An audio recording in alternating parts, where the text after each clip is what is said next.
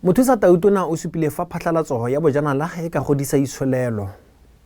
Mogolwane wa kompone ya Ceres Capital a supa kgolo ya Botswana mo go ameng babeeletsi. Fa go tlhamiwa ga FIFA Pass go tla fokotsa tiego ya go emela teseletso ya balatedi. Wetso dikgang ke tsa Lesedi Television tse di go kopanyang le nna Lemi Mokgojwe di amogele.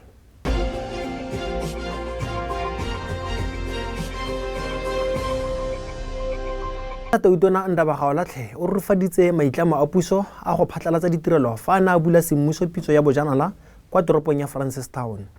O ne a kaya fa puso e itemogetse madiadia mo ditogamaanong mme a netefaletsa bogogi jwa dikgaolo fa lenaneo la go tsenngwa ga ditirelo mo tirisong le tsweletse. Pitso ya bojanala ya malatsi a mabedi ka fa tlase ga setlhogo se se reng bojanala jaaka setlhotlheletsi sa phetogo ya itsholelo le tirisano mmogo e ne ya kopanya baitsanape go sekaseka ditsela tsa go godisa bojanala, go tlhama ditiro le go rotloetsa tlhabololo ya selegae le go baya bojanala jaaka seabe se segolo mo itsholelong ya Botswana go feta go epa ditaemane. It says to the private sector, come forward with transformative projects that build industries, projects that solve real problems, projects that create jobs, projects that earn exports, projects that make Botswana more productive. Government will remove the barriers. Government will align policy. Government will improve the enabling environment, and government will support execution. Botswana o ipaakanyetsa go tshwara phuthego ya bo-11 ya go jesa dikolo tsa Aforika e solofetsweng go ngwa ka baemedi ba feta 500 go tswa mo mafatsheng a farologaneng. Puso e boloditse letsholo la thotloetso la go kgobokanya madi a simololang ka R50 a dipula go ya go di le R200 go rotloetsa makalana a ikemetseng ka nosi go nna le seabe. Bokopano jo bo rulaganyeditsweng go tshwarwa tlhakole a tlhola R20 le boferabobedi go fitlha ka Mopitlwe a roga monongwaga e tla kopanya matona, bagolwane, bateledipele ba ditlhabololo le setšhaba go buisana ka fa paakanyo ya dijo tsa dikolo e tlhotlheletsang thuto, bophepa jwa botsogo le kgolo ya itsholelo ya selegae. Mokgatlho wa African Union o supile tshepo mo bokgoning jwa Botswana jwa go amogela baeng ebile o kaya maitemogelo a dingwaga di ka nna 30 mo mananeong a go abela le go jesa dikolo. This preparatory process for the 11th edition of the African Day of School Feeding, which Botswana will proudly be hosting from 28th of February to 1st of March 2026 at the Royal Area. I wish to express my sincere appreciation to all present for honoring this invitation. You are welcome again. And as we gather today, history is also being made. This will be the first time Botswana hosts this continental commemoration, despite the country's strong legacy of nearly 3 decades of school feeding implementation. It's therefore a moment of pride, honor, and responsibility for us all. As highlighted earlier, the African Day of School Feeding is a statutory meeting of the African Union commemorated annually on 1st March following a decision of the AU Assembly of Heads of State and Government. It was established to underscore the strategic importance of school feeding in enhancing equitable access to education, improving health and nutrition outcomes for learners, strengthening local agricultural value chain, supporting local protection system, promoting resilience and human capital development across Africa. Mo go tsa kgwebo, Choppies Botswana e tswaletse semmuso kgaisano ya yone ya Big Birthday Bonanza e keteka maitlamo a yone a go leboga bareki ba ba ikanyegang. Montisetsi Lekote o ne a tswa mofenyi wa ntlo ya dikamore tse 2 le didirisiwa tsotlhe tsa ntlo. Lekote o dule mofenyi morago ga gore a dirise madi a kananka 61.80 thebe kwa lebentleleng la Choppies ko Tlokweng.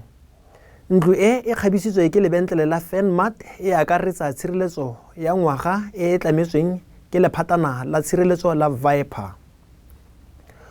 Mo makgalaganyeng gape go ne go na le dikoloi di le 4 tsa Toyota Hilux le dikoloi di le 10 tsa Suzuki Super Carry mme se se ne sa fetola matshelo a bafenyi ba ba lesego go ralala lefatshe ka bophara. Lesolo le la Choppies Botswana le rurufatsa fa go reka letsatsi le letsatsi go ka tlhama ditšhono tse di fetolang matshelo a Batswana ka kakaretso.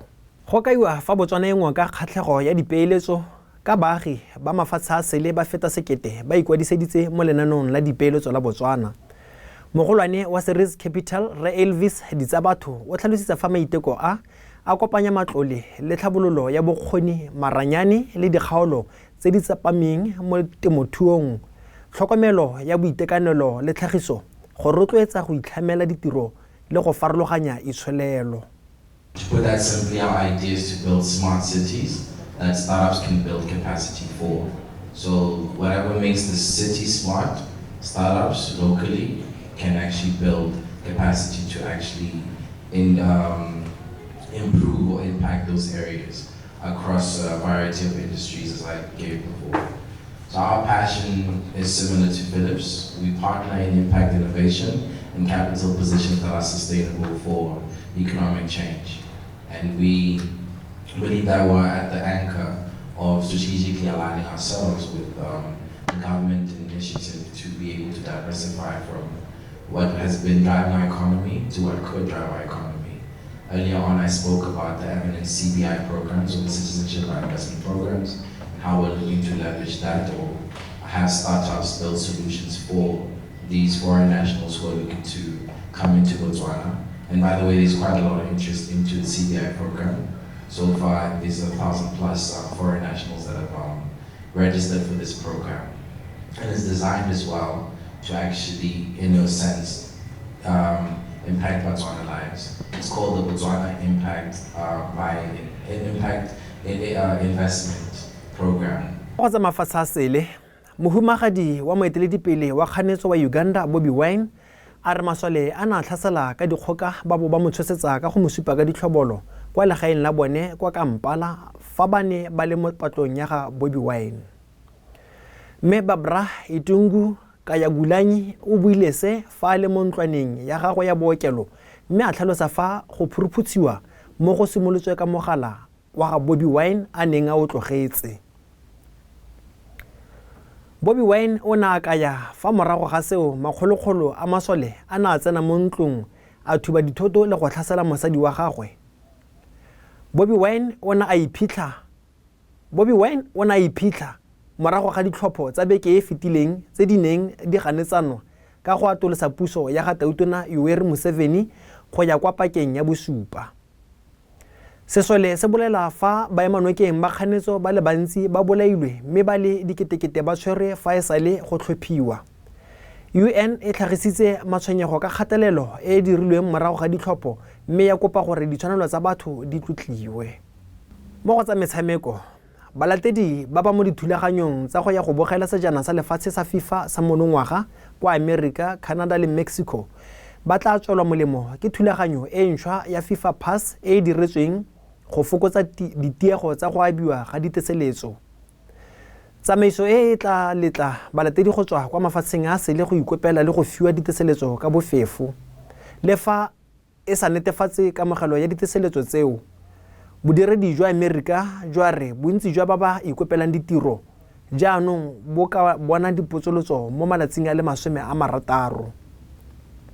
Diteseletso tsa bajanala le tsa balatedi di santse di saamiwe ke go emisiwa ga diteseletso tsa bafaladi tsa bošweng. Se se ka ya gore balatedi ba ka tsaya loeto go ya kwa dikgaisanong. Wetso ga nke ntsha boloko jotlhe di ne di le kalo dikgang mo Lesedi Television, nna ke Lemi Mokgojwe Boroko.